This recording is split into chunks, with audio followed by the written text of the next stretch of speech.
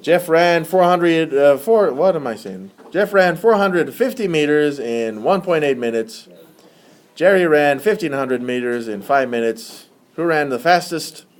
By the way, one is much farther than the other, so you would almost expect the shorter one to be fastest. But that may not be the case in this one.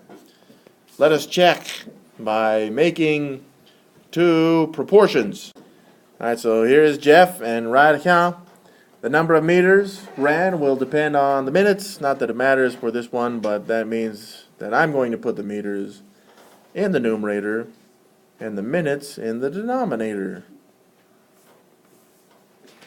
Next, for Jeff, it told us that he ran 450 meters in 1.8 minutes.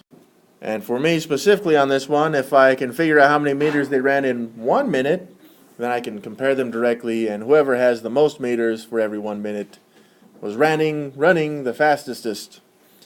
So on at these, I would divide by 1.8, because anything divided by itself is the 1. But if I do it to the denominator, I must do it to the numerator as well. Again, you could use cross multiplication or fishing method on this one. And using a calculator, I got 250 meters for 1 minute for Jeff.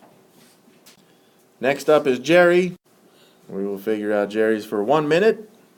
And it told us that Jerry ran 1,500 meters in 5 minutes. So on this one, again, we need the denominator to be 1, so I'll take the 5 divided by 5. And the 15 divided by 5 as a well. 1,500 divided by 5 would give us 300 meters.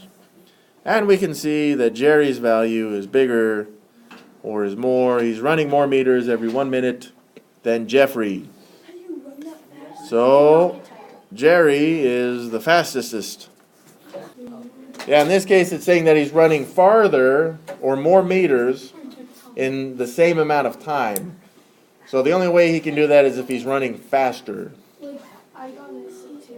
So it's like saying, are you going faster if you could go 100 miles in a minute? Or is it faster if you can go a mile in a minute? Well, you'd be going much faster if you went 100 miles. So the bigger number, the more miles, or the longer the distance for every same amount of time is the fastest.